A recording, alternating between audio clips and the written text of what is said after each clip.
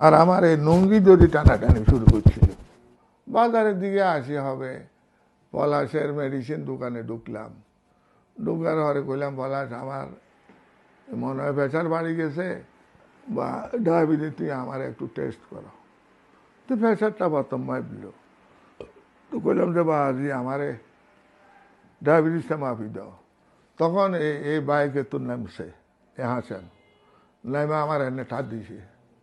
তা আমি তো সাদা মনের মানুষ, আমি গেলাম।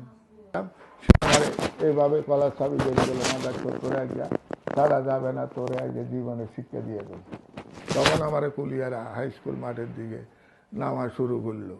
শুরু করার পরে যাইতে যাইতে বলে যে তোকে তোর ছেলেরে টুকরা টুকরা করি ছিটাই দেবো, যাতে কেউ খুঁজি না পাওয়া যায়। তুই এ এলাকা তুই তাড়াতাড়ি সরে যা। আমি কোনো কেন সরে যাবো, আমি তো 9 বছর ছিলাম না। 9 বছর গুল্লি ফিট। যে হাসেমের লগে যে 3 জন ছিল, যারা একজন হইল আবুল হাসেম মজুমদার, আরেকজন হইল ওহিদুর রহমান মজুমদার, আরেকজন হইল রাসেল, আরেকজনের নাম হইল নয়ন। হ্যাঁ মজুমদারে, নয়ন মজুমদার। তারও গ্রাম হইল আপনার কুলিয়ারা, আমার গ্রাম হইল লুধিয়ারা। ওনাদের সাথে আমার কোনো দ্বন্দ্ব হওয়ার কোনো কারণ আমি দেখি না। তা আমার দোষ একটা, বোধহয় তারা ধরছে বা তাদের কোনো নির্দেশ আছে কিনা জানি না। আমি মুক্তিযোদ্ধা,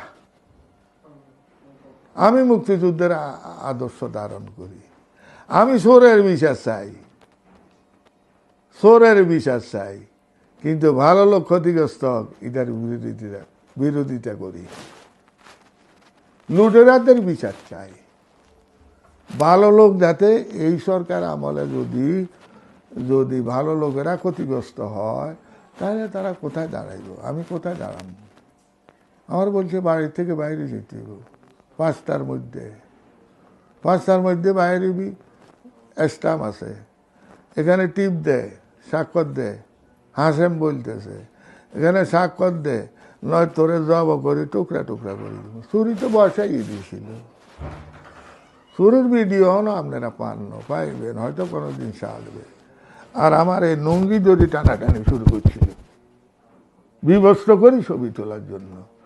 তাইলে সারা বাংলাদেশের মুক্তিযোদ্ধাদের আমারও যদি বিবস্ত্র করতো, করার চেষ্টা করা হয়েছিল, তাইলে যদি আমার বিবস্ত্রই করতো, ছবিই তুলতো, তাহলে 2,50,050 জনের যারা ভাতাভোগী, যারা আপনার আজও জীবিত আছে, যারা গ্যাজেটভুক্ত, তারা সবার গলায় জুতার মালা এবং বিবস্ত্র করার চেষ্টা করা হয়েছে। এই বিচার তত্ত্বাবধায়ক সরকার মহোদয়দের কাছে চাই, সারা জাতির কাছে চাই। সাংবাদিক ভাই বোনেরা সরাই আছেন, ওনাদের কাছে আমার দাবি হইল এই সত্যটা যাতে উদ্ঘাটন হয়। আমার মতো এ বয়সের লোকেরে কেন মাঠে শোয়ানো হইল, কেন ছটা হইল, কেন আমার লাঠি কুসা দেওয়া হইল, কেন পানিতে শুবাইবার জন্য বলা হইল, কেন ছেলেদের পাঠাই দিয়া জুতা আনলো, জুতার মালা বানাইলো, সে মালা আমার গলায় দিল।